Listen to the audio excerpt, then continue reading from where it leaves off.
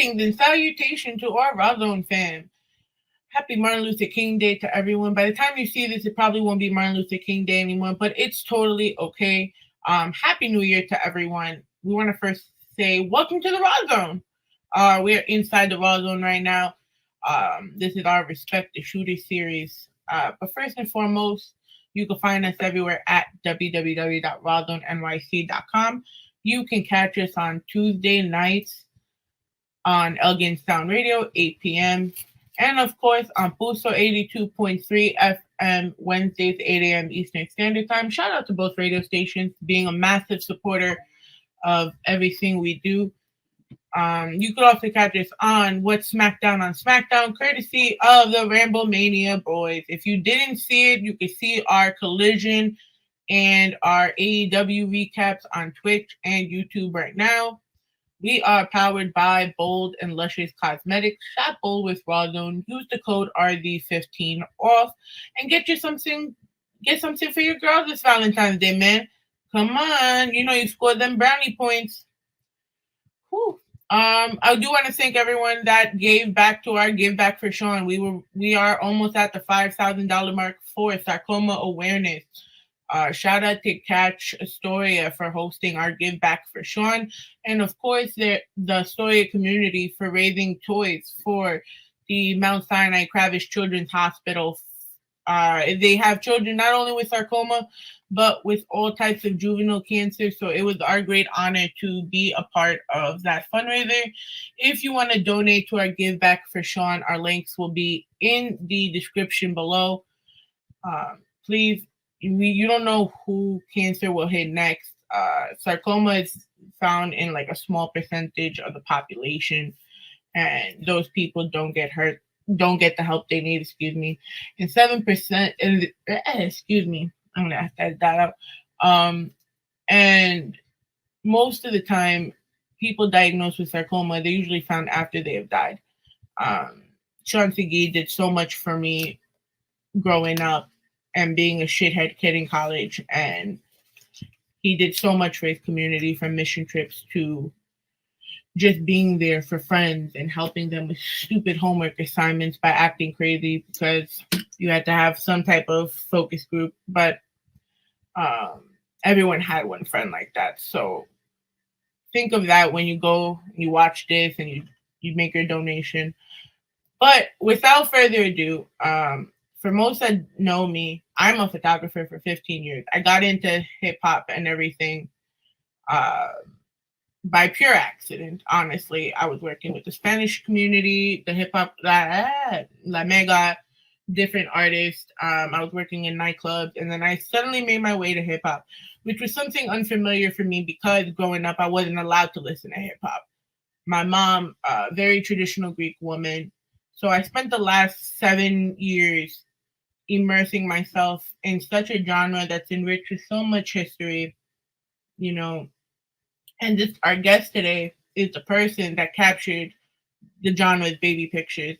Fat Joe credits him for not only highlighting the origins of hip hop, he also put a highlight on Latinos in hip hop. And of course, when you have someone as elite as Crazy Legs also co-signing this gentleman, saying without him there is no hip hop. It's just a crazy thing altogether. So without further ado, I want to interview and introduce you, the man, the myth, the legend from the South Bronx himself, Joe Conzo. All right, I'm here getting tongue-tied. You're watching me. I'm like, Hey, Katie, thank you for having me on. Thank you for that intro. Thank you so much for being here. We normally start off the show like, how you feeling? What's the vibe like today for you? Did you have a good weekend? I'm feeling good. I'm a very humble person. I'm just grateful that I got up this morning. I'm being given another day to be with my family, my friends, and do what I do best. Just promoting positive vibes. My weekend was phenomenal. I was down in the city getting my portrait shot by the GOAT, Jonathan Mannion, one of the greatest hip hop photographers out there today, doing what he does best. And for him to shoot my portrait and look up towards me as breaking down the barriers and doors to documenting this genre is humbling. And, hanging out with family and friends and, working on a documentary about my life, this past weekend. So it was a good weekend. And plus, it's, football. Football. Football. Are you a New York fan or? I listen. I'm a New York fan. I just love good football and watching the games yesterday, and then there's a good game with a New York team going on today. So I'm excited. I'm excited. Yeah. Are you happy that the Cowboys lost yesterday, like the rest of the world? It's funny, but like, it is what it is. Let's move on to the next game. It is what it is.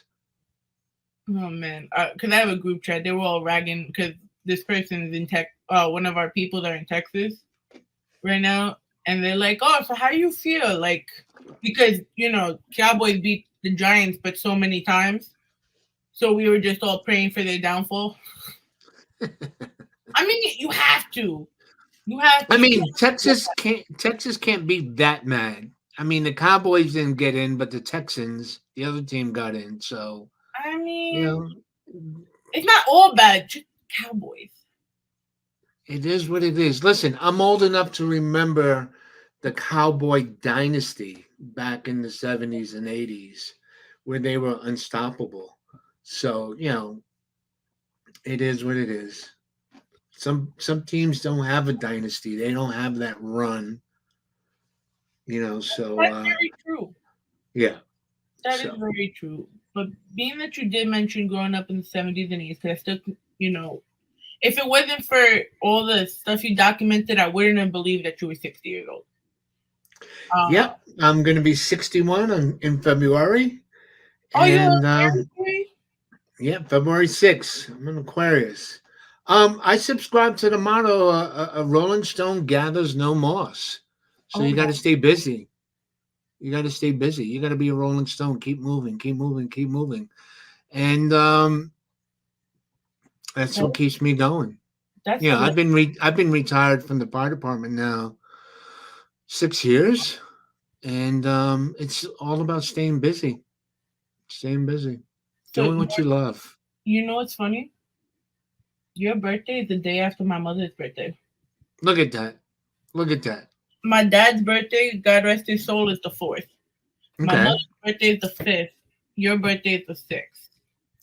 That's just greatness right there. So my granddaughter's birthday is February 1st. My wife's birthday is February 3rd. My birthday's February 6th.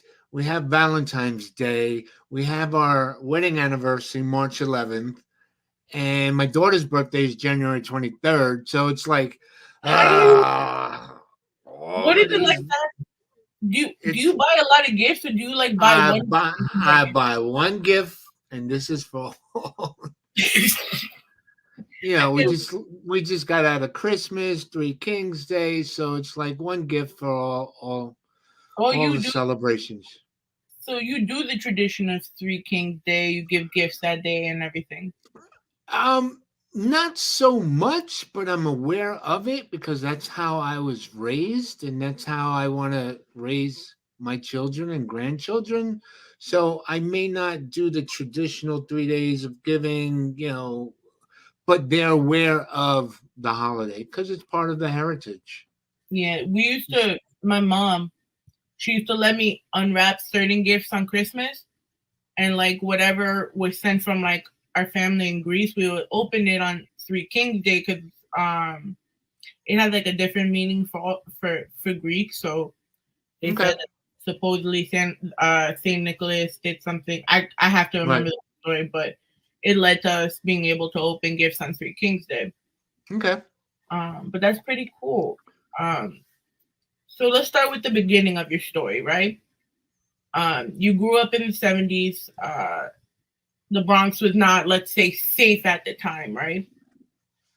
It's not safe now, but I heard it was worse. So I grew up in the 60s.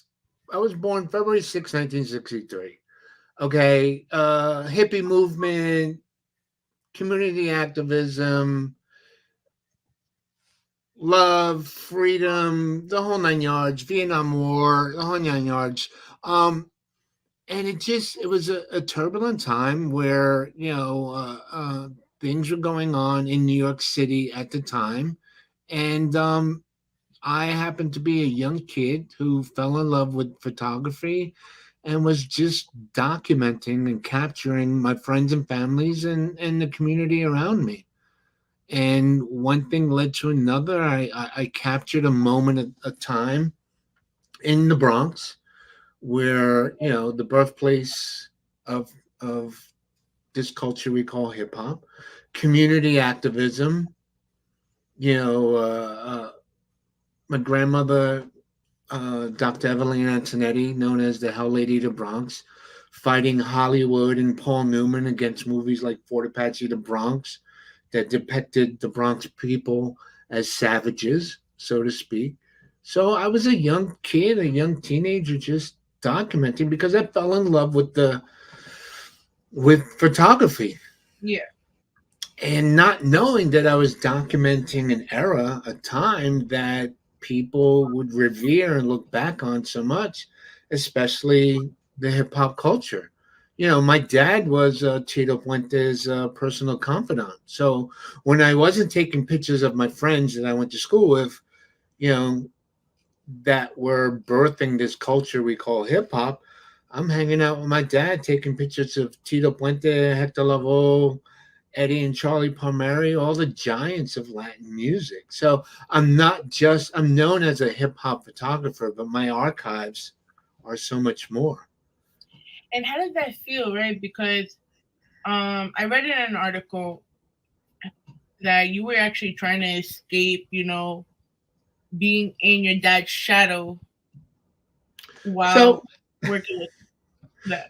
I mean, listen, it's kind of hard growing up known as the son of or the grandson of. Okay, so I guess that's what the article you're referring to. So I was always known as Evelina Antonetty's grandson, Joe Conzo's son, Lorraine Montenegro, my mother's son. I never had an identity of my own until later on, with my photography. But yeah, I mean, I look back at it, I appreciate it more now as an adult. But as a kid trying to find yourself, I was always known as somebody's offspring, which Oh, can be kind of difficult sometimes, especially in school when you get called to the principal's office and like, we're going to call your grandmother, we're going to call your mother. I was like, like, what did I do, man? what did I do? It's funny because I had that same type of upbringing here in Astoria. Like, everyone knew who my uncle was, everyone knew who my dad was, everyone knew who my mom was. And then the worst part, the same thing. Like, I'll go in high school and I get in trouble because something my brother did. I'm just like, damn, the fuck, man? Why can't I live? And in hindsight, it's a good thing. It's a good thing because we don't have that today. People should know who your parents are. Growing up in the Bronx, um, your neighbors knew your parents, which was a good thing. You respected your neighbors. The beat cop on the corner, Officer so and so, knew your parents, and you respected that officer. You don't have that today. You don't have that today. So, in hindsight, I wish I would have appreciated it more and not rebelled against it. But being a parent today and being a grandparent, you kind of wish that was going on today, that we all knew each other. It was a time where my mother raised 5 kids by herself. Some days there wasn't enough food for everybody, but our next door neighbor had an extra pot of rice and beans, and my mother could go next door, or vice versa. So we looked out for each other. Yes, the Bronx got a bad rap back in those days. The Bronx was burning, drugs, gangs, you name it, social decline, but it was more family orientated. We took care of each other. We watched out for each other. Do you feel like the And Bronx has changed since then? um I mean it's a different time period today. I mean, I go down to the Bronx today, which I love so much. I mean, I got tattooed on my arm, born in the Bronx, and I love the Bronx, but the city, not just the Bronx, the city, the world as a whole has changed. You know, throwing the political climate that we're going through, throwing COVID, throwing all of this, and you have what we call un arroz con culo. Huh?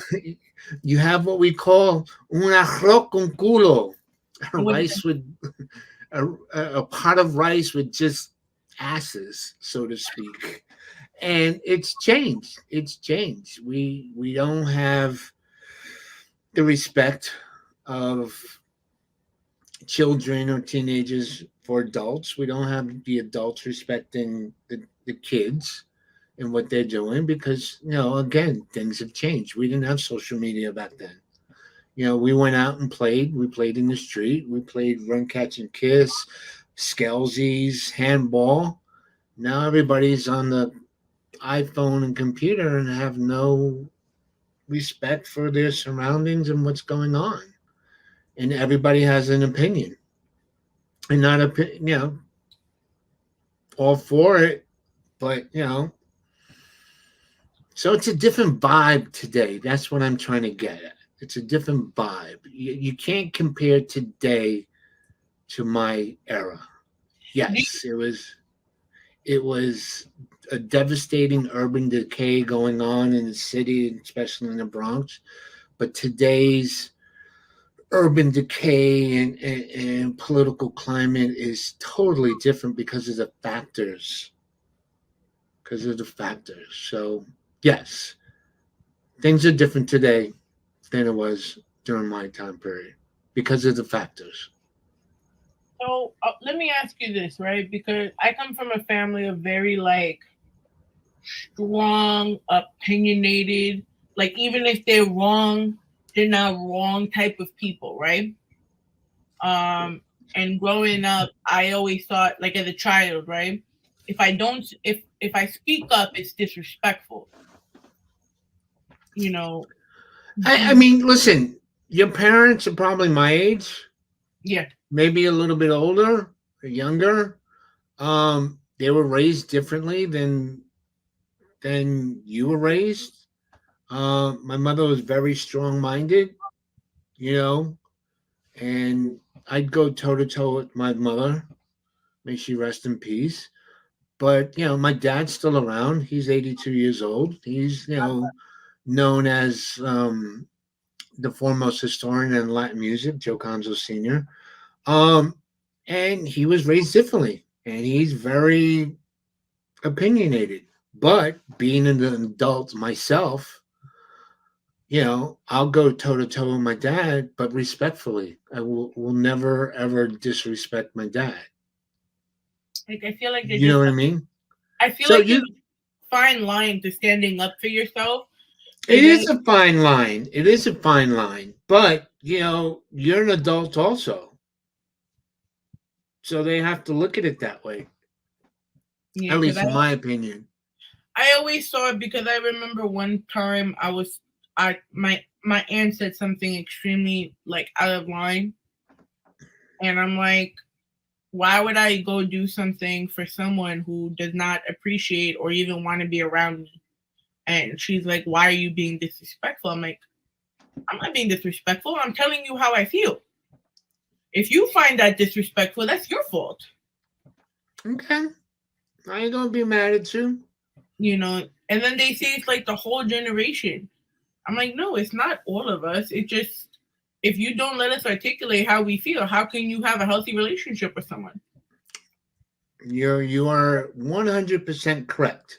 I go toe to toe with my daughter all the time. And my daughter is gonna be 27 years old. I go toe to toe with my son, who's 36 years old, all the time. but I will not allow them to disrespect me, Oh yeah, no, of course not.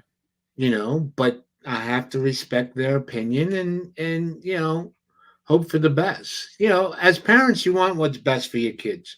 Period. End of story. Period. End of story. You want what's best for your kids. But sometimes you have to cut that umbilical cord and just let them go off on their own. Yeah.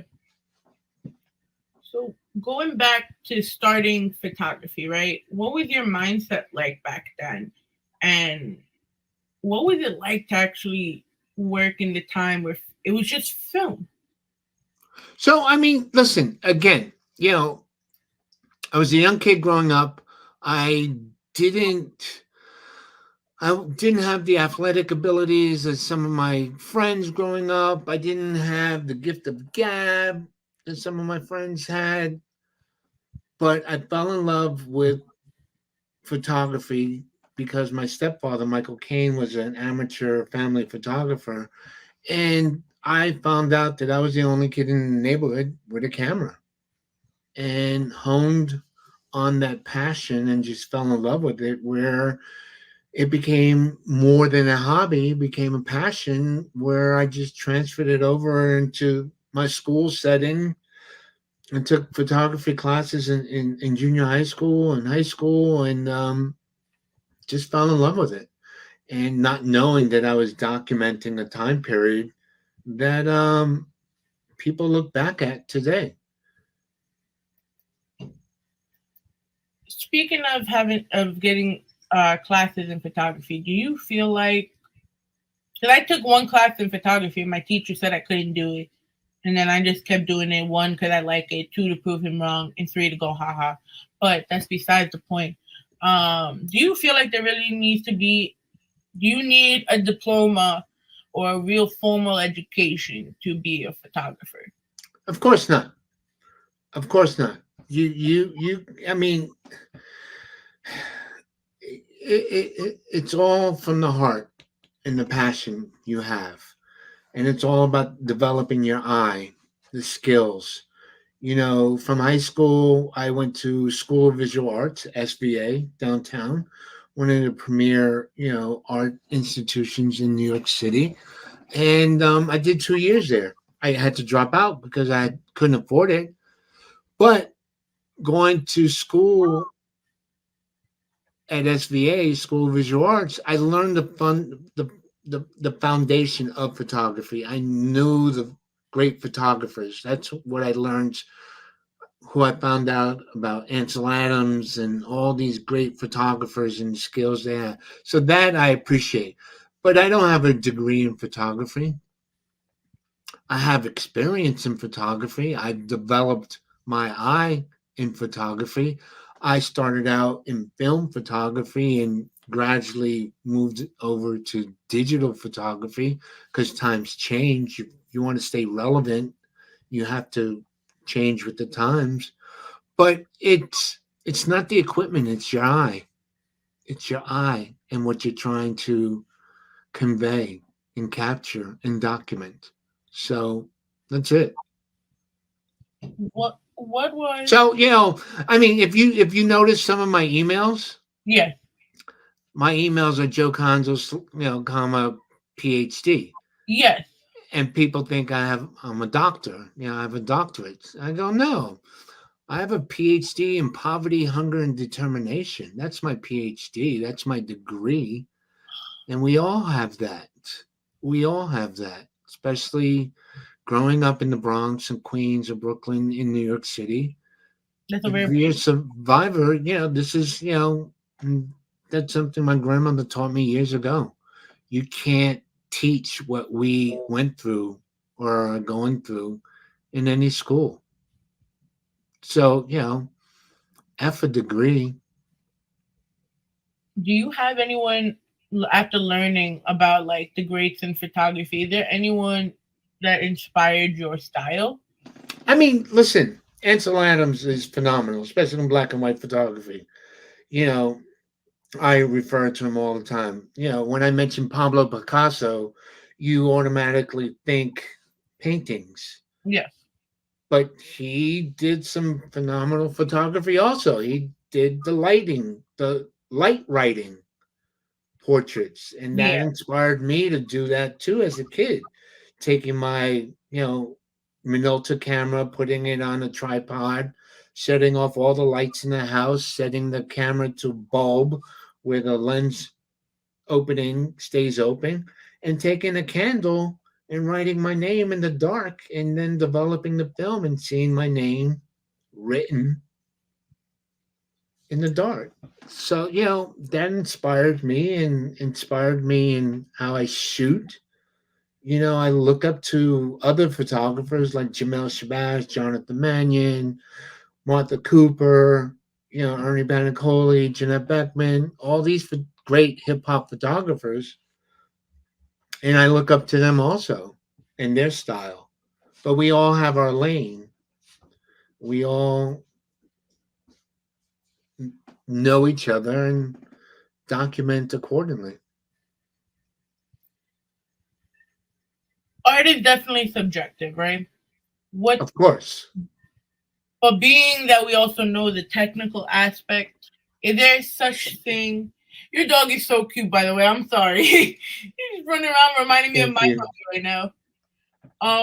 But being that art is subjective and we both know the technical aspects, is there such thing as a bad photo? No, no. I mean, listen, I have some great shots that are out of focus. I have some great shots that my flash didn't go off. It's all what you're trying to convey. It's all about composition. It's all what you're trying to give give the person that's looking at your photographs. When I did Born in the Bronx, my book Born in the Bronx, that was one of the hardest things I ever did because I look at my photographs one way, but somebody else would look at them a different way. And my great friend and confidant, Johan Kugelberg, the editor and the one who helped publish the book, he's like, Joe, you know, I'm seeing it differently, and the world's going to see it differently. And I'm like, but it's just a snapshot. It's just my friends. He goes, but yeah, you got to look on beyond that. You got to look at the fashion. You got to look at the background. You got to look at what they're wearing, how their hairstyle, what's going on. And I've been able to convey that in my photographs, which I still try and do today, is transport somebody into a time period or what I'm seeing that day. Do you find it difficult to keep up with the latest trends with photography? I don't try and keep up to anything. I shoot a certain way, and if I can't shoot my No, way, but I'm not going to shoot at all. I mean, It's funny. let me rephrase. Like from the film to the digital era, was it difficult? Oh, yeah, it was difficult. It was difficult. I was scared. I was scared. Here I am shooting film, developing my own film and stuff, and amassing this massive archive of negatives. And here I am getting offers for, can we license this image? And I'm like, okay, now I got to scan the image, scan the negative. That was something new I had never done. Okay, we want to send you to go shoot so and so, but we need the images tonight so they can be published tomorrow. And now I got to get into digital photography and learn about, TIFF files, JPEGs, RAW files, all of that good stuff. It sucks. And but if you want to stay relevant, just like a DJ, crates and crates of vinyl records, but those days of traveling with a half dozen crates of records now are put on a thumb drive, and you can DJ for hours.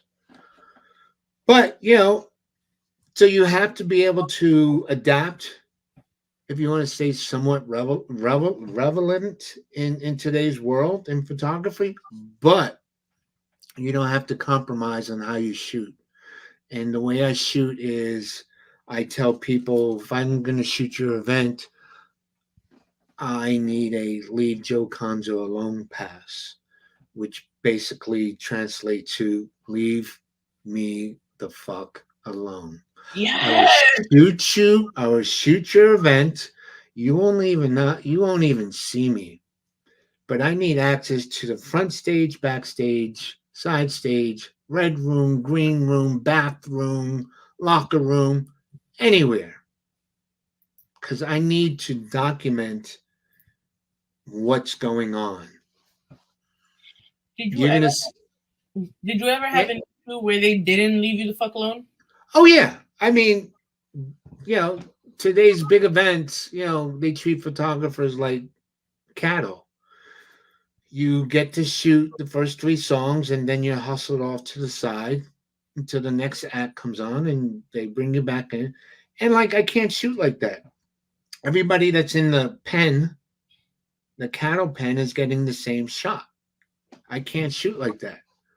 And I did it once or twice and never again. So when I shoot an event like Rock the Bells for LL Cool J, I have a leave Joe Conzo the fuck alone pass. And I can go wherever the F I want and shoot the event. Right, it's okay. And I can shoot your event. And I promise you, I will give you pictures that nobody else is going to be giving you because of the way I shoot. My work has been described as that fly in the wall. I like You know the fly's there, but he's not really there. You know what I mean? But So that's how the shots come out. yeah. So you might see me on stage, side stage, backstage, but you will never see me part of the act like some photographers do. Like get off the stage, you're not part of the act. If you haven't honed your craft yet, that you can't get what you want from different angles, then you're not really a photographer. I remember. And that's what it is. It's honing your craft. It's developing a skill where, okay, this is what's going on. Let me shoot it. And let me try and shoot it where, you don't even know I'm shooting it. And that's what I've been able to do. So again, keeping up with today's photography trends, yeah. But like if it doesn't conform to the way I shoot, you can keep it. It's like this thing. Everybody's a photographer. That looks like an iPhone. Yes. Okay. Everybody's a photographer.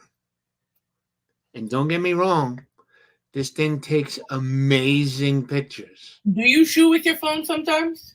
Like not on a professional level, but like no. I mean, every now and then I'll take a shot with my phone, put it on Instagram, the gram, Facebook. But I'm investing, thousands of dollars into my Nikon D850. You're a Nikon head? Oh, there's nothing else. Ha! Oh my god, I'm sorry. So my boyfriend's also a photographer, and he's been shitting on Nikon the almost 3 years that we are together. So, I mean, why am I a Nikon head? Because all my Nikon glass from 20, 30 years ago fit on the digital cameras today. Nikon digital cameras today. Canon can't, well, the other companies can't say that. So that's why I love Nikon. And I've been shooting with it since I was a teenager, so. So your first camera as a teenager was a Nikon also? No, my first cameras were Minoltas. Oh wow, Minoltas. They Minoltas. don't make that no more, right? No. Cause I think my stepdad gave me a Minolta lens that I keep here. So my first camera was a Minolta, a little point and shoot, automatic focus. Then I graduated into an SRT single SLR single lens reflex camera, Minolta SRT 200, 201. And then my dream camera was a Nikon F camera. And I got a Nikon F and haven't looked back since then. Yeah. I just went recently, this old camera head, I just recently went mirrorless a couple of months ago. What'd you get? I got the Nikon V6, The and the Z6, Z6 and one or two? 2. I got the And two one. Yes. I love it. I love it. I fucking love it. I don't have calluses on my fingers anymore. Right. It's so light. You shoot what you see, you get what you see, and again, all my Nikon lenses fit on the Z cameras, and I I love it. I feel like the Z6 two brings out the colors more than the Z6 one when I shoot because I had both. Okay. Okay. I love that camera. Yeah. See, I know I'm on the right track now. You just made my whole day right now. Big, oh man. You mentioned before, right, that you did also photograph Tito Puente. The beginning.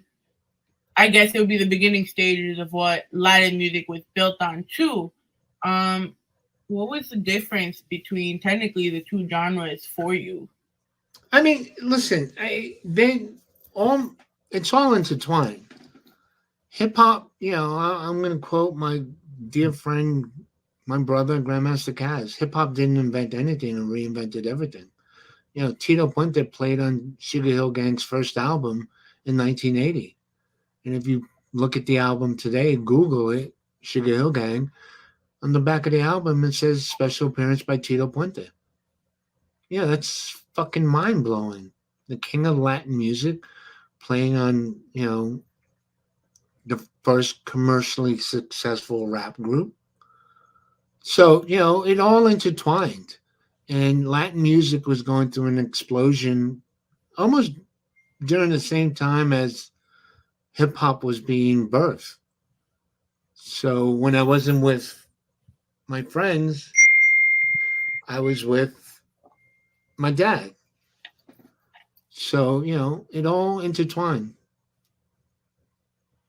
Um, so bringing the subject, since we did talk about Latin culture, um, Crazy Legs said without Puerto Ricans in hip hop, there would be pretty much no evidence of hip hop. How do you feel? Hey, listen, let me just give you my take. I love Crazy Legs. That's my brother. I give my left arm for him. Mhm. Fat Joe, all these prominent hip hop personalities, you know. But this is Joe Conzo's take. Hip hop is colorless. It does not discriminate against your skin color, your ethnicity, your cult, wherever you're from.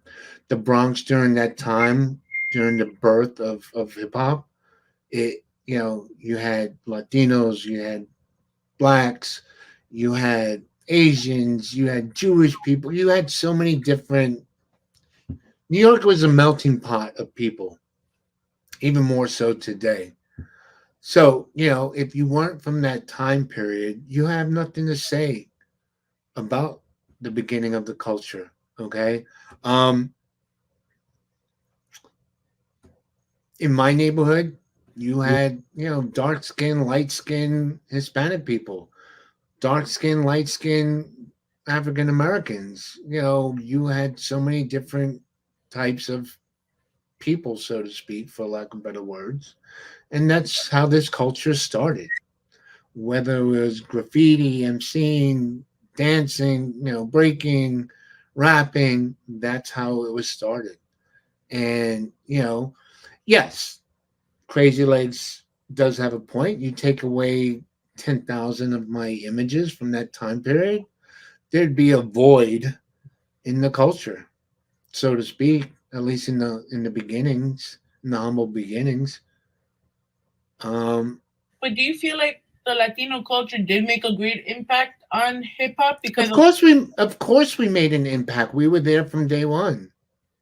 Whatever day that was. You know, the narrative is that the birth of this culture started August 11th, 1973. Do I agree with it? Not really, but that's the narrative for the past 50 years. I'll run with it.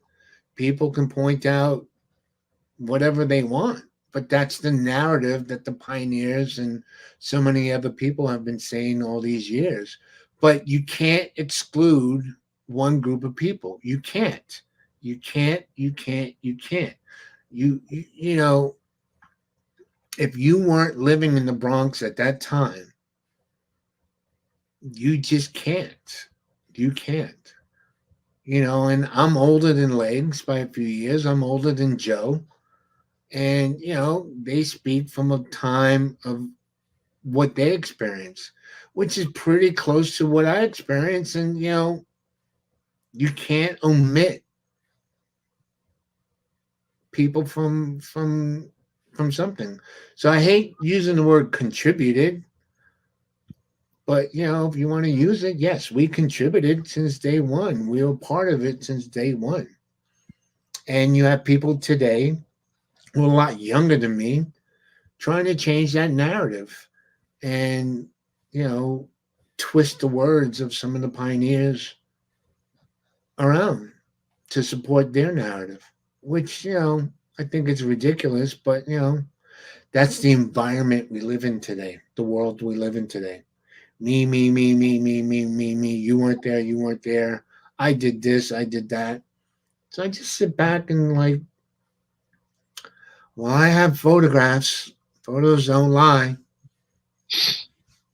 I happen to be Puerto Rican, Cuban, African American, you know, raised by a Dominican. So whatever group you want to put me in, you know, I still have some of the earliest images of the culture. So, you know, keep it moving. Photographing for so many years, right? Do you have a favorite shoot? No, I mean, listen, you know, there's bucket lists of people that I've always wanted to shoot. You know, Sade is on my bucket list. I would love to shoot her one day, you know, but I've shot pretty much everybody. I mean, Gil Scott Heron, you know, passed away. I got to shoot him. I've shot Janet Jackson, Jay Z, Nas, the Doobie Brothers, Santana. You know, Wait, Carlos Santana? the only Santana that's out there. No, there's Joel Santana too, but sometimes people say Santana too. I shot Joel Santana also. What You was that like know, to do Carlos Santana though? it was great. It was great. I mean, I would have loved to have gone to, you know, get that Joe Conzo pass, but I didn't. So there's very few exceptions where, you know, if I do get a pass to shoot and it's somebody on my bucket list, I'm going to shoot it. Yeah. I'm going to shoot it. So I got to shoot Carlos Santana. I got to shoot Earth, Wind, and Fire. I got to shoot, you know, Chaka Khan, you know, everybody, you know, the Temptations, you know, you name it. Wow. Was there ever a time where you didn't want to take pictures? You get into these moments where, like, you're just like, ugh. But those are just fleeting moments. They pass. I'm not as active as I was over the years because of medical issues. You know, I'm a cancer survivor, 9/11 cancer survivor. So I don't shoot as much as I used to shoot, but I do shoot. I was just in Seattle, Washington, you know, last weekend at the Museum of Pop-Up, doing a panel with Fat Five Freddy, Bill Adler from Def Jam Records, Jeanette Beckman, Vicky Toback, Yeah. and you know, so you know, I travel a lot. I do panels. I do a lot of exhibitions. But you know, again, if something catches my eye to shoot, I'm gonna reach out if they haven't reached out and say I'm gonna shoot your event. And 9 times out of 10, it's like no problem, Joe, and I'll shoot it. So how did we? So I first of all, when you told me you were a first responder in 9/11, um, I found that very inspiring because you were one of the people that made sure our loved ones, you know, were able to make it home to us. Remember watching 9/11 happen through a window in my school, and they thought I was crazy. How did you end up becoming a firefighter? And then what was it like to work in So I wasn't a firefighter. I worked for the fire department as an EMT. Okay. So back in 1996, the fire department took over the New York City EMS service. We were yeah, part of Health and Hospitals Corporation, but that was during the Giuliani tenure as mayor, and he took all these city agencies and merged them under different agencies. So I don't know if you're old enough to remember. So we had three police departments back then. We had transit, we had housing, and we had New York City Police Department. So Giuliani put them all under New York City Police Department. EMS was under Health and Hospitals. He put us under the New York City Fire Department.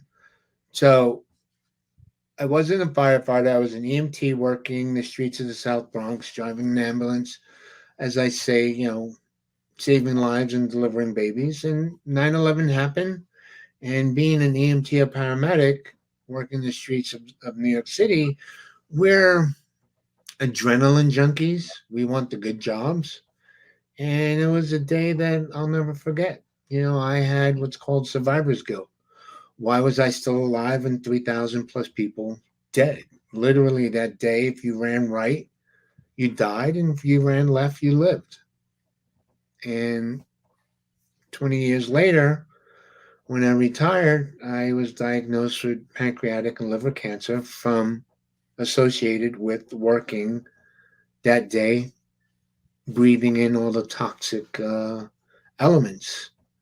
And I'm here, cancer free, 4 years now, in remission, counting my blessings every day. But my I wanted to become a successful photographer and travel the world, and it didn't happen right away. So I became a city worker. I joined New York City Fire Department, and that was my city job. And it was the best thing I ever did because I was able to juggle both careers. There's some years I made more money doing my photography than I did my city job. But photography, not unless you're one of those 1% photographers, doesn't give you a pension or insurance or anything like that. So, I tell the young folks today, you know, a pension and insurance is so damn important.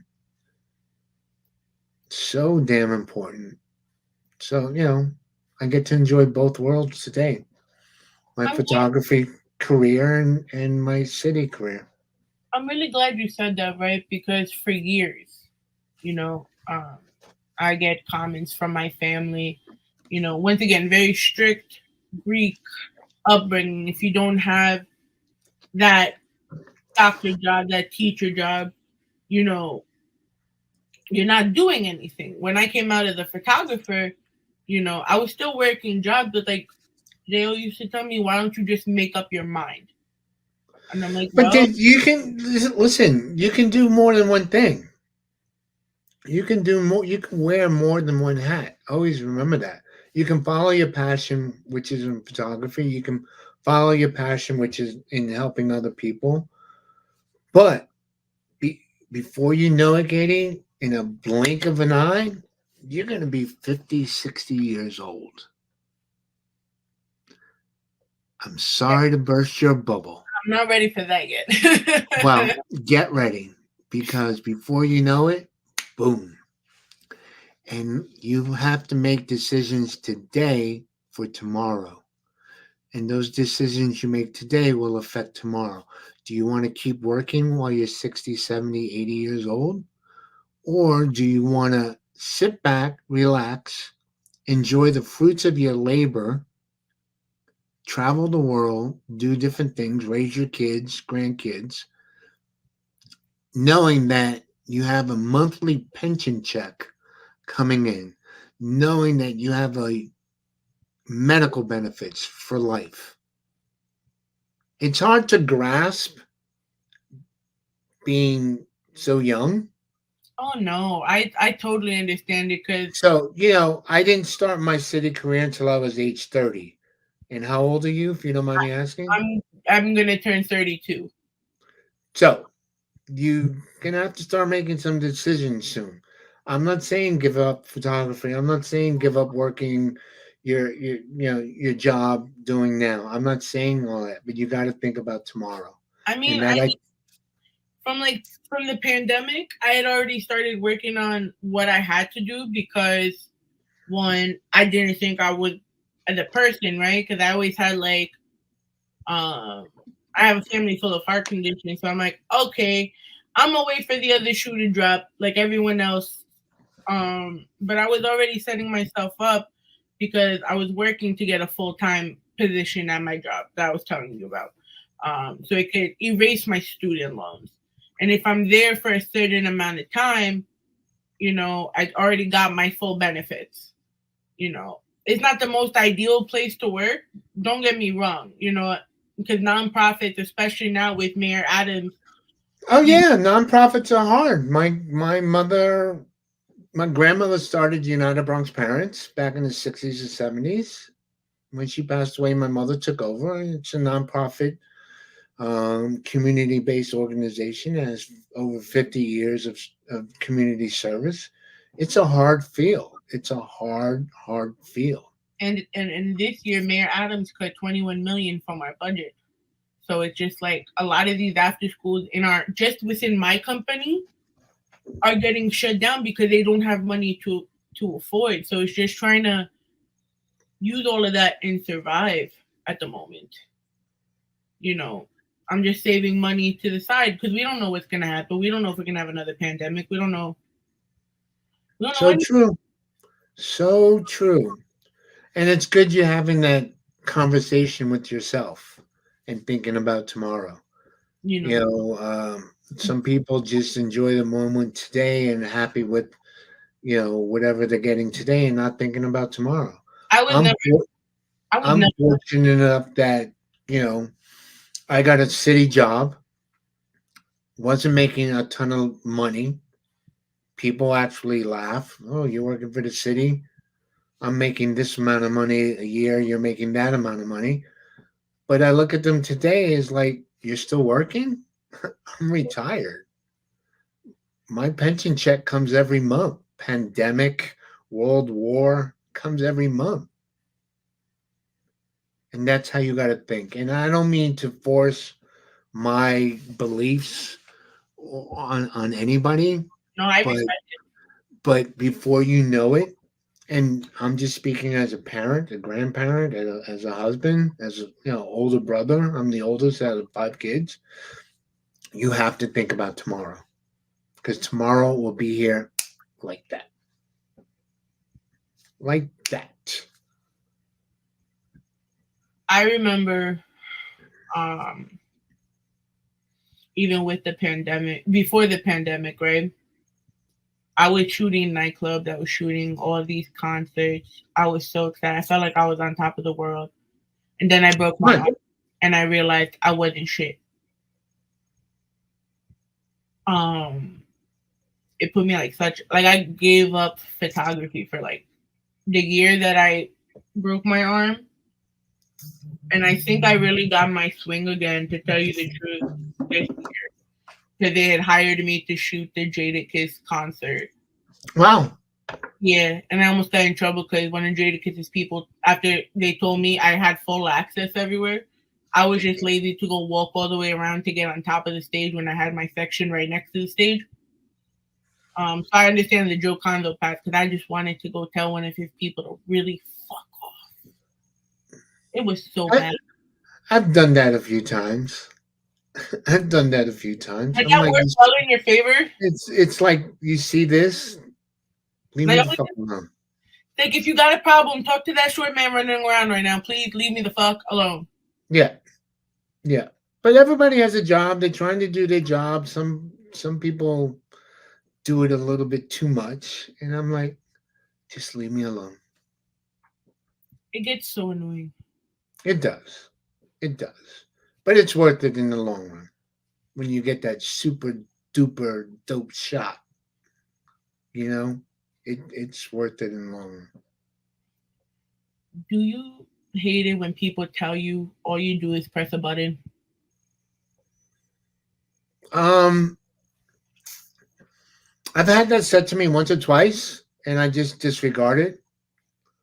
I've had people tell me I don't want my picture taken, and I'm like, okay, you won't be in my next book. You won't be in my next exhibition. But it's more than shooting. Again, it's not the equipment. I told the story this past Saturday to Jonathan Mannion. I always have a camera with me if I'm outside of the house driving, this, that, and the other. Um, I came in across an event years ago, outdoor event, and I didn't have a camera with me. And I walked into the bodega, brought some disposable cameras, and took some pictures. And I got some dope shots. And you would have never known the difference between it was a disposable camera or a you know $3,000 digital camera. Mm. Because of how you edited it or did it in the Lightroom. It's not even so much that I really don't do a lot of editing, and I really don't like altering my photos in Photoshop, Bridge, Lightroom, or anything like that. I may touch it up here and there a tad, but it's all about composition. It's all about your eye. That's what it is. So I'll, reinforce. It's not the equipment you have. It's not just because you press a button. It's what you are conveying and what you're seeing.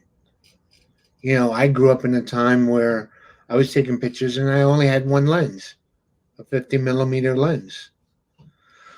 And Prime or 50 prime or the macro?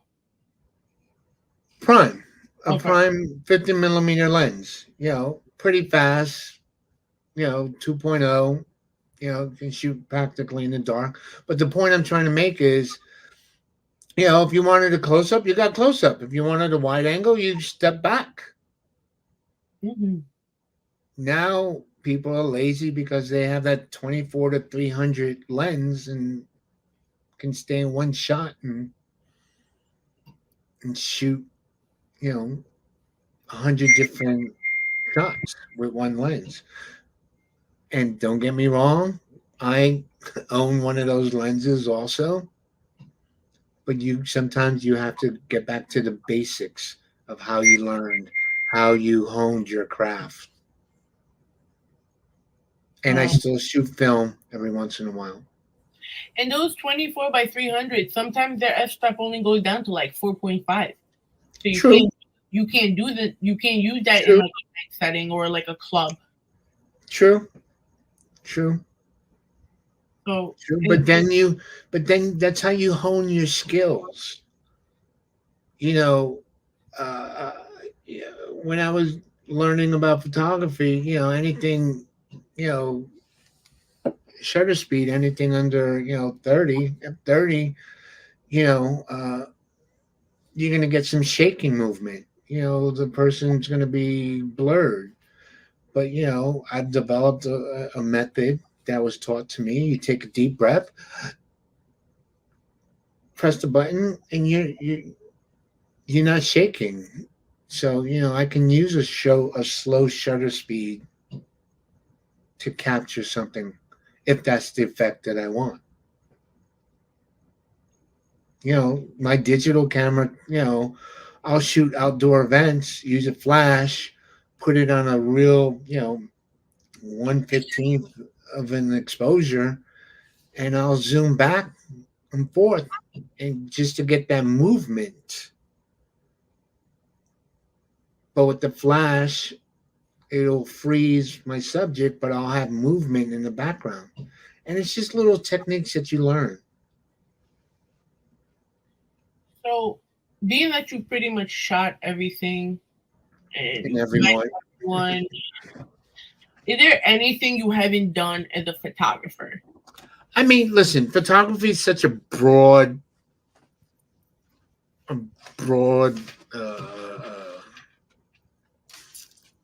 art.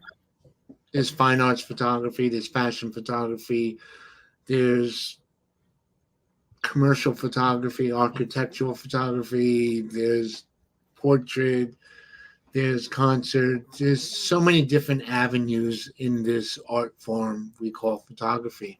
I've pretty much done it all, but my forte is documentation, documenting, and that's what I love to do. Is this something you would suggest that every photographer should master when shooting? Respect, respect your subject. If you respect your subject, they'll respect you back and invite you back. Okay. Like I said earlier, if you don't want me to take your picture, I respect you and I won't take your picture. And they like that. Paparazzis have their role, but very rarely will I stick a camera in somebody's face that doesn't want their picture taken. Very rarely. Unless you work in a nightclub, then you get that a lot. I mean, listen, and I've shot nightclubs and performances in nightclubs, and people will love having their picture taken, and some people like don't. I have images of pioneers that nobody will ever see because it's out of respect. So Mm. respect your subject. That's my forte to up and coming photographers. Okay. So before we, close this, you did put out from the Bronx. Um, what was that like to be told, hey, you've been doing so much the last 30, 40, 50 some odd years because you pretty much grew up with hip hop. As hip hop grew up, Joe Conzo grew up as a photographer. So what was it like to see it come full circle into your own book? So I did Born in the Bronx. It originally came out, wow, 2007, maybe earlier. That first edition of 10,000 books came and went. The rights reverted back to Johan and I. We did a second printing, which was great. And this last printing, we got LL Cool J to do the opening of the book, which I'm forever grateful. And it's just I call it a family scrapbook of images, of flyers, ephemera, of all the pioneers contributed to it. And I've been, I've been all over the world. I've been to Bulgaria. Oh, wow. How fucking cool is that? A kid from the Bronx in Bulgaria. I've been to Japan, London, Korea, Germany, all over the world. Amsterdam, because of my photography. And I'm just grateful. I'm humble. So my last question, and I ask everyone, but since this photography talk, it really hits close to home. Without photography, who is Joe Conzo? Joe Conzo is just an ordinary guy from the Bronx who has matured from a reckless teenager, so to speak, and has raised a family, cherished his marriage, his relationships, and it's had a pretty phenomenal life. And if you take out the photography, I'm just another kid from the Bronx. That's it. Grateful to be alive today. I have to say this was probably the best hour of my life. I learned so much. Didn't like I'm just a kid from Queens, honestly. Like yeah, did I get the have I been privileged to shoot what I've shot? Yeah. Like I've shot Anthony Santos, I've shot Jada Kids, I've shot a lot over my 15-year career. And to sit here with someone that's taking a picture of like all my favorite artists, To sit here with someone who just grew up like me, trying to get out of their parents' shadow. I really want to thank you for sitting down with me. I hope one day I could like sit in the studio and learn with you. You could never One day, stop learning. one day, one day we'll be out in the street in a park jam taking pictures. Yeah, I would love that. Thank you so much. So for everyone that wants to follow you to purchase your book, where can they find you? So I'm on Instagram, Joe Conzo. I'm on Facebook. You can go to 1xrun.com and purchase the book. You can send me a DM, purchase the book, and you know, just I'm out there. Yeah, yes, you are. Everyone, thank you so much for tuning in. This was Inside the Rawrrzone, Inside the Shop with the man, the myth, the legend, Joe Conzo, the man who took hip hop's first baby pictures. Follow us everywhere, www.rawrzonenyc.com. Check us out on Ramble Mania. Check us out on Elgin Sound Radio. Check us out on Puso 82.3 FM. Happy New Year once again to everyone, and we'll be back with new episodes of the show in February. From myself, from Mr. Conzo himself, we bid you all a too sweet and a good fight and a good night. Now we are out of here.